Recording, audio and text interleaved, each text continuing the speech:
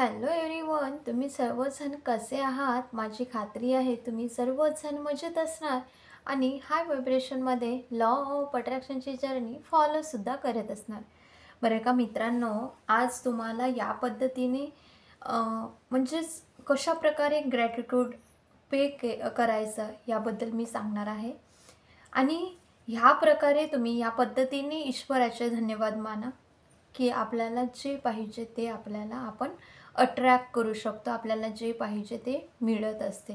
कारण जेव्हा आपण लॉ ऑफ अट्रॅक्शन फॉलो करत आहोत तर सर्वात प्रथम मेडिटेशन आणि ग्रॅटिट्यूड हे आपल्या सफलतेची की आहे. म्हणून ह्या दोन गोष्टीला आपल्या जीवनामध्ये डेली रुटीनमध्ये ठेवायचंच आहे. ओके, तर या पद्धतीने तुम्ही ईश्वराचे धन्यवाद माना. ओके, पॉवर ऑफ ग्रॅटिट्यूड याबद्दल आपण आज जाणून घेणार आहोत.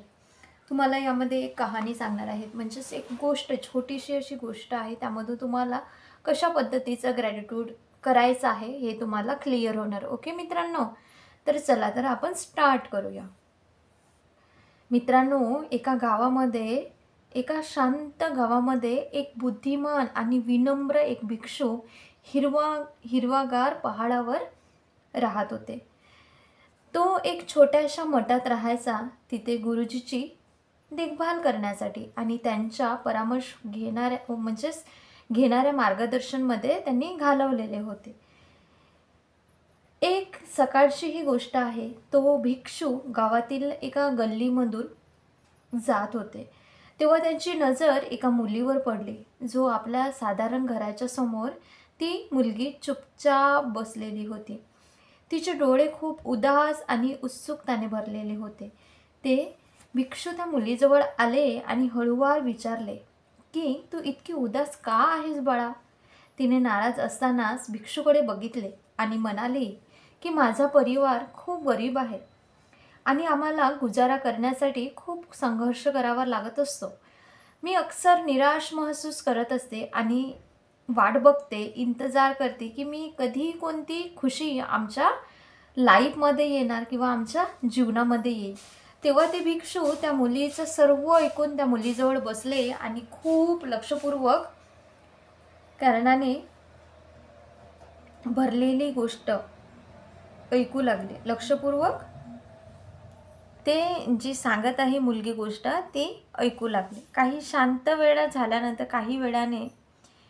वेळ शांत राहिल्यानंतर त्यांनी हळूच सांगितलं की बस एक गोष्ट आहे की तुझ्या चुनौतीपूर्ण म्हणजेच परिस्थितीला बदलू शकेल आणि ती आहे कृतज्ञता, म्हणजेच ईश्वराला धन्यवाद देणे प्रत्येक त्या गोष्टीसाठी जे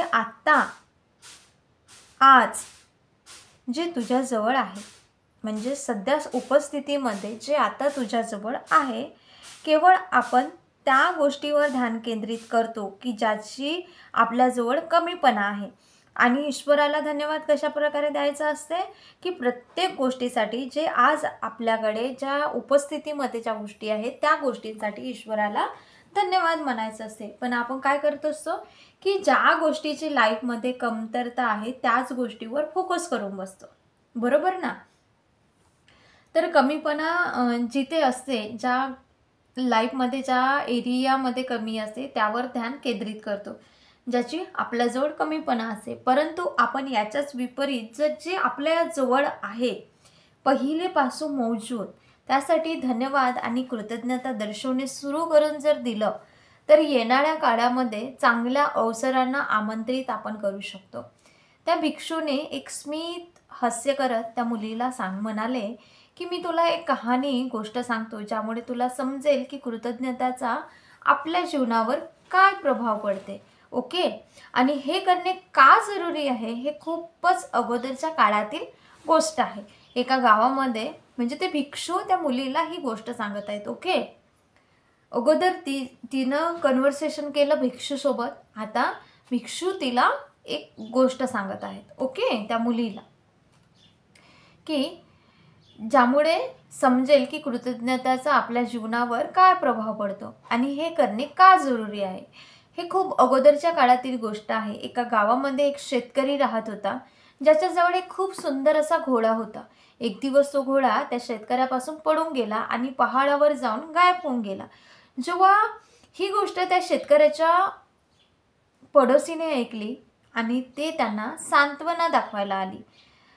ते जे पडोसी असतात ते या शेतकऱ्याची सांत्वना करायसाठी येतात आणि म्हणायला लागले की तुमची किस्मतच किती खराब आहे ना. तेव्हा शेतकरी फक्त स्मित हास्य केले आणि म्हणाले काही होत नाही असं म्हणून ईश्वराचे धन्यवाद आहे असं ते बोलले. की जेव्हा ते पडोसी म्हणाले की किस्मतच खराब आहे तुमची, तर शेतकरी म्हणाले की काही होत नाही असं म्हणून ईश्वराचे धन्यवाद आहे, ह्या सर्वासाठी ईश्वराचे धन्यवाद आहे इतकंच बोलले. इतकं शेतकरी म्हणाला. काही दिवसानंतर शेतकऱ्याचा घोडा जंगली घोड्यांच्या समूहाला घेऊन शेतकऱ्याच्या घरी वापस आला. तेव्हा त्याच पडोसीने येऊन उत्साहाने त्या शेतकऱ्यांना म्हणाले की तुम्ही किती भाग्यशाली आहात ना, की तुमचा घोडा आणि सोबतच घोड्याच्या समूहाला सुद्धा घेऊन आला. हो ना, तुम्ही किती भाग्यशाली आहात. तेव्हा पण शेतकरी स्मित हास्य केले आणि म्हणाले की ह्या सर्वांसाठी ईश्वराचे खूप खूप धन्यवाद. एका दिवसाची ही गोष्ट आहे. त्या शेतकऱ्याचा मुलगा त्या घोड्यावरून खाली पडला आणि त्याचा पाय मोडला. तेव्हा पडोसी त्या शेतकऱ्याच्या परत घरी आले आणि आपली सहानुभूती व्यक्त केली. तेव्हा शेतकरी म्हणाला की ह्या सर्वांसाठी ईश्वराचे धन्यवाद आहेत. ह्यामध्ये त्या राज्यामध्ये त्यावेळेस युद्ध सुरू झाले आणि सम्राट सेनाने सर्व सक्षम युवांना बलपूर्वक सेनामध्ये समावेश करून घेण्यासाठी त्या गावात पोहोचले. जे सक्षम युवा पिढी जे होती त्या युवांना जे बलपूर्वक सेनामध्ये समावेश करण्यासाठी त्या गावात ते पोहोचले. परंतु त्या शेतकऱ्याच्या मुलाचा पाय मोडून असल्याने त्याला सेनामध्ये काही समावेश केलेला नाही. पडोसीने शेतकऱ्याच्या चांगल्या किस्मतवर आश्चर्य केला आणि त्या शेतकऱ्यांजवळ परत गेले. शेतकरी स्मित हास्य परत केले आणि म्हणाले ह्या सर्वांसाठी ईश्वराचे धन्यवाद आहेत. ह्या कहाणीला ऐकून त्या मुलीच्या डोळ्यामध्ये समची चिंगारी चमकू लागली. त्या मुलीने त्या भिक्षूला सांगितलेल्या कहाणीवर विचार केला आणि ती समजून गेली. जे दुर्भाग्य प्रतीत होत असते ते वास्तवमध्ये लपून असलेला आशीर्वाद असू शकते किंवा होऊ शकते आणि ही गोष्ट जीवनाच्या उतार चढावाला स्वीकार करण्याच्या बाबतीत आहे. मित्रांनो, कृतज्ञता पैदा करण्याने परिस्थितीच्या परे बघायला आणि जीवनाच्या सहज ज्ञानाला स्वीकारण्याची अनुमती मिळत असते. प्रत्येक क्षणी आभारी होण्यासाठी मग ते सूर्याची किरणे असो वा सूर्याची गरमी असो किंवा आपले साधारण जे आता आपण घेत आहोत ते श्वास असो, जे आपल्याला जन्मापासून आतापर्यंत कायम ठेवत आहे ते श्वास, त्यासाठी धन्यवाद होतो. भिक्षूच्या बुद्धिमत्तेने प्रभावित होऊन त्या मुलीच्या डोळ्यामध्ये अश्रू आले. त्या मुलीने भिक्षूला धन्यवाद दिला आणि म्हणाली की मी आता आणि आत्ताच्या आत्ता माझ्याकडे जे काही आहे त्यासाठी मी धन्यवाद मानू लागेल आणि आत्ता मी माझ्या जीवनातील कृतज्ञताची तलाश सुरू करेल आणि जितकं होऊ शकेल तितकं मी कृतज्ञतेचं पालन करेल. आणि काहीच दिवसानंतर तिने मिळवलं की विपरीत परिस्थितीमध्ये सुद्धा पण तिने कृतज्ञतेच्या शक्तीने तिचं मार्गदर्शन जे केलं होतं आणि तिच्या हृदयाला आनंद आणि संतुष्टीने भरवून दिलं. त्या मुलीची आणि बुद्धिमान भिक्षूची कहाणी आपल्याला आठवून देते की कृतज्ञता एक शक्तिशाली शक्ती आहे जे आपल्या जीवनाला बदलवून देऊ शकते. जसेही आपण कृतज्ञतेला स्वीकारतो, आपण आपल्या जीवनाला एक सकारात्मकतेचं डिटर्मिनेशन देत असतो आणि दुसऱ्यांना पण असंच करण्यासाठी प्रेरित करतो. मित्रांनो, आठवण ठेवा की जीवन किती पण कठीण असो किंवा आता जे काही आपल्या डोळ्यासमोरची परिस्थिती आहे, हो ना, तर त्या परिस्थितीमध्ये सुद्धा याच्यावर फोकस नाही करायचा आहे की जे आपल्या लाईफमध्ये कमीपणा आहे, तर त्यावर फोकस करायचा आहे की जे आपल्याकडे आता सध्या उपस्थितीमध्ये आहे. म्हणून मित्रांनो, तुम्हाला आठवण ठेवायचं आहे की जीवन किती पण कठीण असो, कृतज्ञता आपल्या जीवनाला बदलवते आणि कृतज्ञतेच्या शक्तीला स्वीकारा आणि हर रोज जे तुमच्याकडे आहे त्यासाठी ईश्वराचे धन्यवाद माना आणि बघा की आपलं जीवन कसं विकसित होत आहे. आपल्या हृदयामध्ये ती प्रचुरता आणा.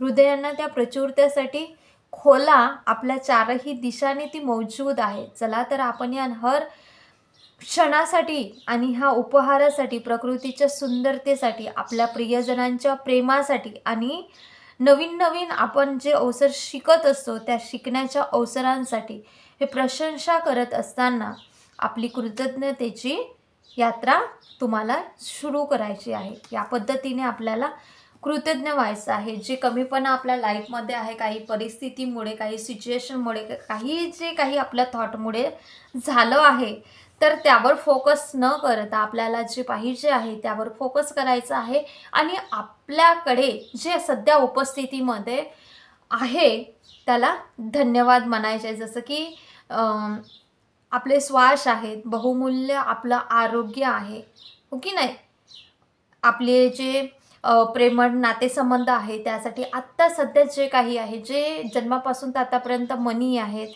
ते आपल्यावर खर्च झालेले आहे, त्यासाठी हे सर्वांसाठी आपल्याला धन्यवाद म्हणायचं आहे. रोज जेवण मिळतो, आपल्याला पाणी मिळते, हे सूर्याचे कोवळे असे ऊन मिळते, त्यासाठी आपल्याला ईश्वराचे धन्यवाद मानायचे आहेत. आणि कुठलीही सिच्युएशन येईल तरी त्या सिच्युएशनसाठी ईश्वराला म्हणायचं की मला हे एक लेसन दाखवण्यासाठी ही सिच्युएशन आली आहे, यासाठी ईश्वराचे खूप धन्यवाद. यामधून नक्कीच काहीतरी माझ्यासाठी चांगलं घडणार आहे, यासाठीच ही परिस्थिती आलेली आहे असं समज आपण आपल्याला दाखवायचा आणि आपण आपल्याकडे जे आहे त्यासाठी ईश्वराचे धन्यवाद मानायचे आणि कृतज्ञता आपला डेली रुटीनचा भाग हा आपल्याला ठेवावाच लागतो. म्हणून मित्रांनो, कृतज्ञता आत्तापासून, या क्षणापासून आपल्या श्वासासाठी, प्रत्येक असलेल्या गोष्टीसाठी, मनी असो, हेल्थ असो, करिअर असो किंवा गुड रिलेशनशिप असो, काहीही असो, त्यासाठी धन्यवाद मानायला चालू करा आणि आपलं जीवन हे नक्कीच बदलत असते. डेली रुटीनचा भाग करून दररोज कृतज्ञता बाळगायला चालू करा. Okay, thank you so much. हा व्हिडिओ आवडला असेल, व्हिडिओला लाईक, शेअर आणि चॅनलवर जर नवीन असणार तर जरूर चॅनलला सबस्क्राईब करा आणि जास्तीत जास्त शेअर करा. Thank you so much. God bless you. आत्तापर्यंत तुम्ही या व्हिडिओवर जुळून राहिलेत आणि लक्षपूर्वक ऐकून घेतलेत आणि या सर्व माहितीला आपल्या जीवनामध्ये इम्प्लिमेंट केले, त्यासाठी तुमचे खूप खूप धन्यवाद. Thank you so much. Thank you for everything.